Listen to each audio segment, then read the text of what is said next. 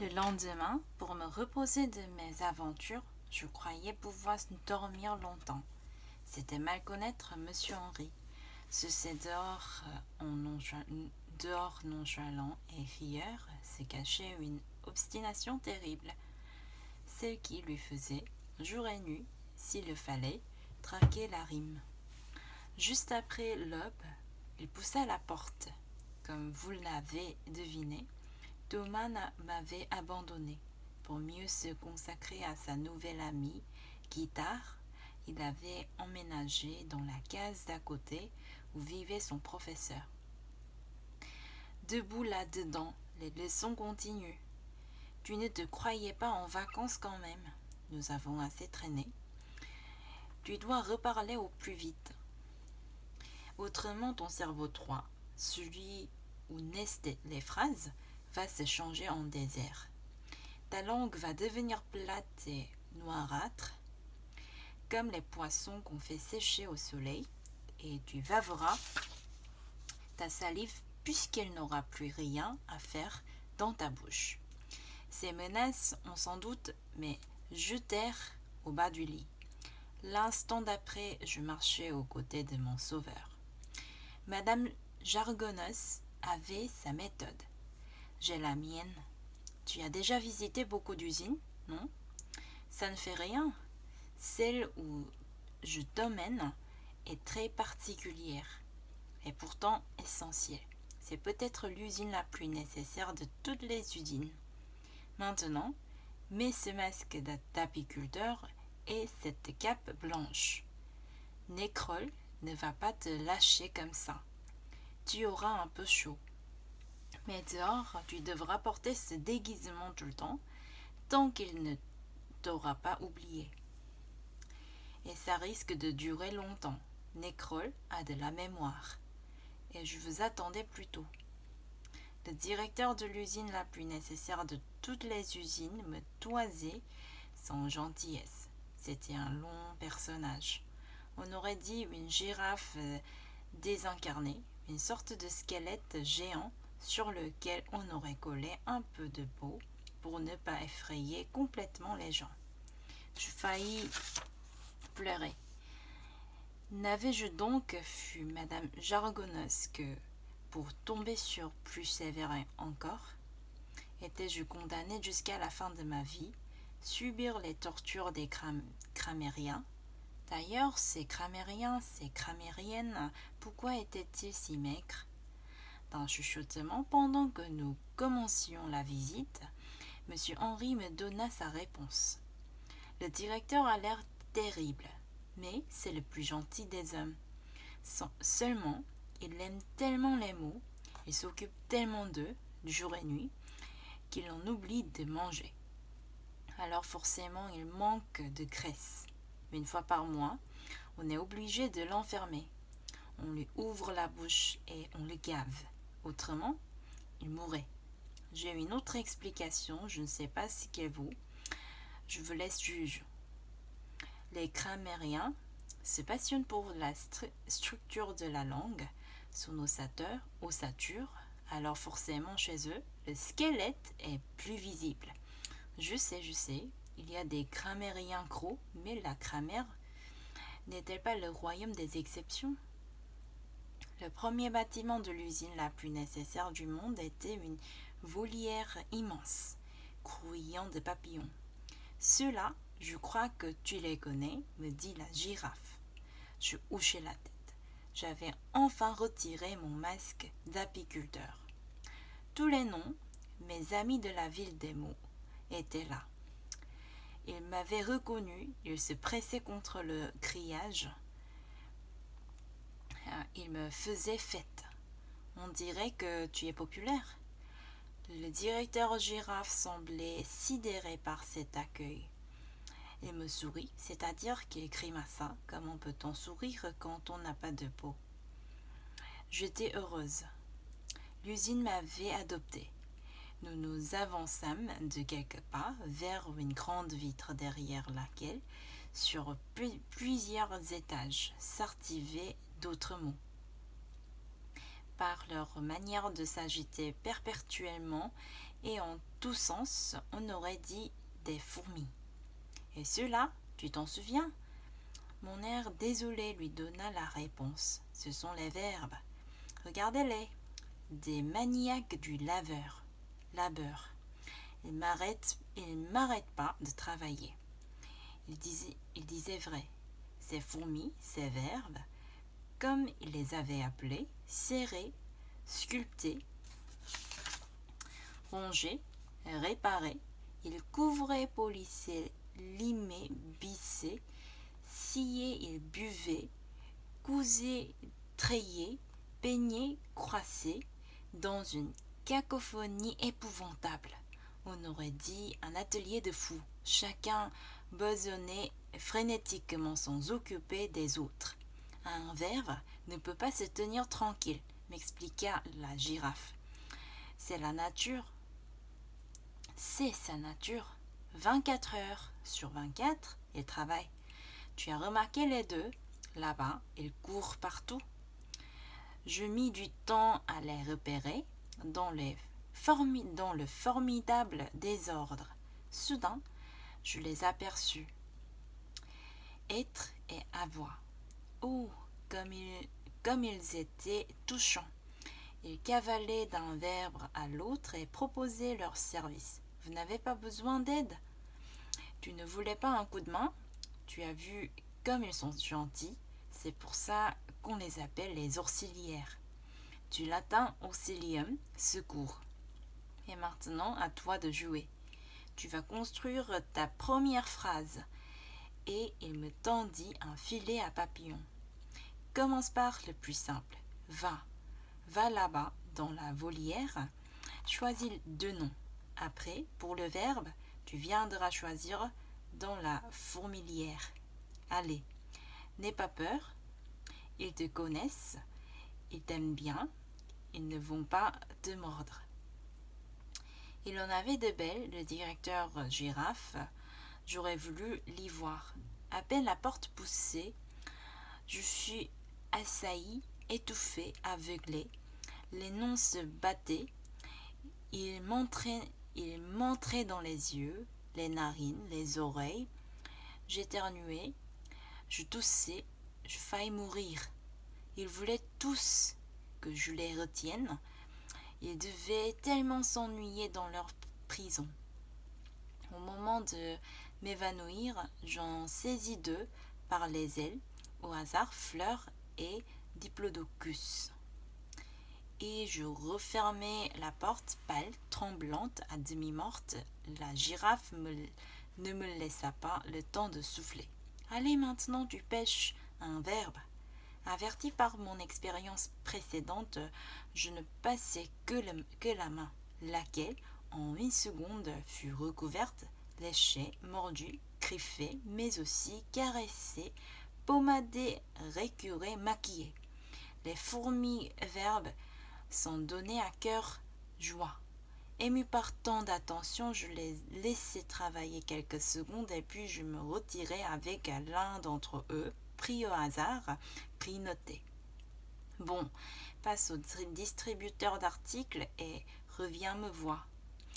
Puis sage, ceux-là, une colonne masculin, une autre féminin, il suffisait d'appuyer sur le bouton et tombèrent dans le creux de ma main les avant-gardes qui m'étaient nécessaires, un le et un la. Parfait, maintenant tu t'assieds là, à ce bureau, tu déposes tes mots sur la feuille de papier et tu formes ta phrase. Mes mots, si péniblement attrapés, je les retenais toujours par les ailes. Je ne voulais pas les laisser, je craignais qu'ils ne s'échappent. Après tout, une phrase pour un mot, c'est une prison. Il préférerait sûrement se promener seul, comme dans la ville que nous avions tant aimée, avec Monsieur Henri. C'est lui qui vint à mon secours. Fais confiance au papier, Jeanne. Les mots aiment le papier, tout comme nous le sable de la plage ou les draps du lit. Sitôt qu'il touche une page, il s'apaise.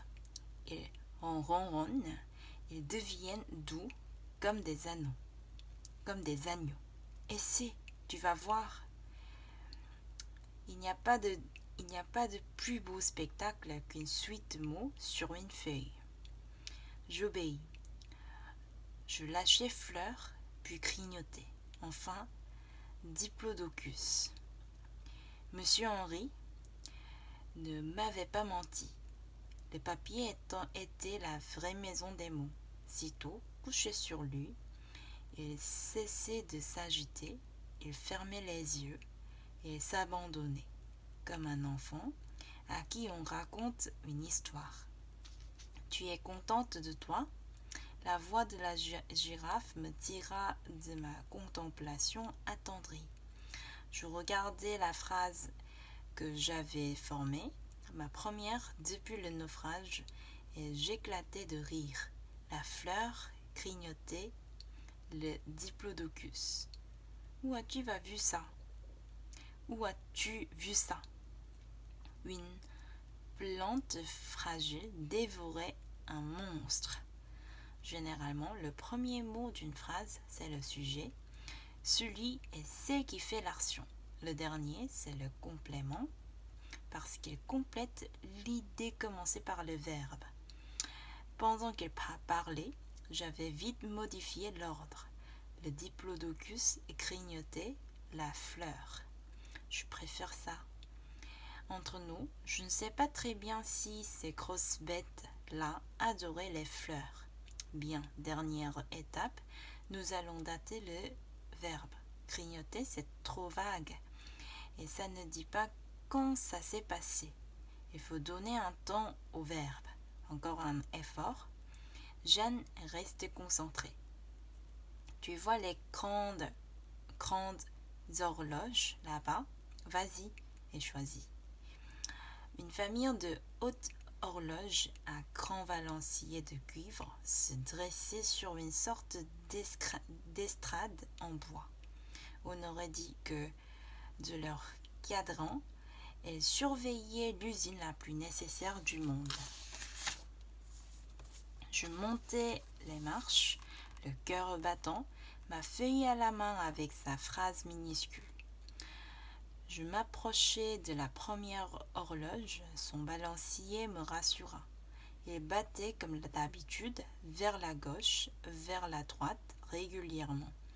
Une ouverture avait été percée dans l'horloge, semblable à une boîte aux lettres. Tout naturellement, je lui confiai ma feuille. J'entendis des grincements d'engrenage, 3 notes de carillon. Et la feuille me revint avec ma phrase complétée. Le diplodocus grignote la fleur. Alors seulement je découvris la pancarte horloge du présent.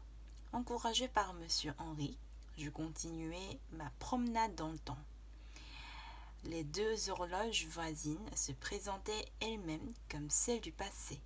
Leur balancier jouait un drôle de jeu. Montait vers la gauche, ne redescendait pas. On les aurait dit cassés. Et pourquoi 2 horloges? Rien ne semblait plus simple que le passé. Le passé, le royaume de ce qui est fini et ne reviendra plus. Et c'est l'une après l'autre. Tu comprendras. Ma feuille 2 fois envoyée et 2 fois revenue. Je comparais. Monsieur Henri lisait derrière mon dos et commentait. Le diplodocus grignotait. Tu es dans l'imparfait. C'est du passé bien sûr, mais un passé qui a duré longtemps. Un passé qui se répétait. Qu'est-ce qu'il faisait toute la journée? Les diplodocus, du 1er janvier au 30, et en décembre, il grignotait. Alors que ça, grignota, tu es dans le passé simple, c'est-à-dire un passé qui n'a duré qu'un instant. Un jour que, par exception, peut-être après une indigestion, le diplodocus n'avait plus faim, il grignota une fleur. Le reste du temps, il dévorait. Tu comprends? Simple. Rien de plus simple que ce passé-là. Je passais à l'horloge voisine, celle du futur. Son balancier était aussi bloqué, mais de l'autre côté, en haut, à droite. Il glissait ma feuille et grignotait, me revint, grignotera. Le diplodocus était entré dans le futur. Demain, il fera un repas léger de fleurs. Dans la dernière horloge de haute taille, le balancier était fou. Il s'agitait en tous sens, plus girouette que balancier, au gré d'on ne savait quelle fantaisie. Ça, c'est le conditionnel, expliqua M. Henry. Rien n'est sûr, tout peut arriver, mais tout dépend des conditions. Si le temps était beau, si les glaces se retiraient, alors le diplodocus grignoterait. Tu me suis? Il se pourrait qu'il grignote, mais je ne peux pas te le garantir. Le présent, les deux passés, le futur, le conditionnel, j'avais fermé les yeux et je rangeais soigneusement dans ma tête toutes ces espèces de temps. Bon, Jeanne, il va falloir que j'y aille. L'usine est à toi. Tu vois, je ne t'avais pas menti. Tu en connais de plus utiles des usines. Que peut-on fabriquer au monde de plus nécessaire pour les êtres humains que des phrases? Tu as compris le principe. Tu trouveras le magasin des adjectifs derrière la volière des noms. Et aussi un distributeur de prépositions pour les compléments indirects. Aller à Paris, revenir de New York. Dernière recommandation, prends bien soin du papier. Tu as vu, c'est lui seul qui sait apprivoiser les mots. Dans l'air, ils sont bien trop volages. Allez, je te laisse. Bonne phrase. Tu me les montreras ce soir. Une chanson m'attend. Il m'a touché l'épaule et s'en est allé. C'était sa manière de parler et aussi de vivre. À tout instant, il répétait « Une chanson m'attend », comme si c'était sa femme, une femme fragile et très aimée et qui aurait pu disparaître, s'évanouir dans l'air, s'il n'arrivait pas à temps. Vous avez deviné, j'étais jalouse. Depuis cette époque, je rêve souvent que je suis une chanson, quelques lignes, une musique. Une nuit, la bouche bien collée contre l'oreille de mon mari, je lui demanderai de me fredonner, pas quelque chose, pas un refrain, de me fredonner moi. Ce sera sa plus belle manière de m'aimer.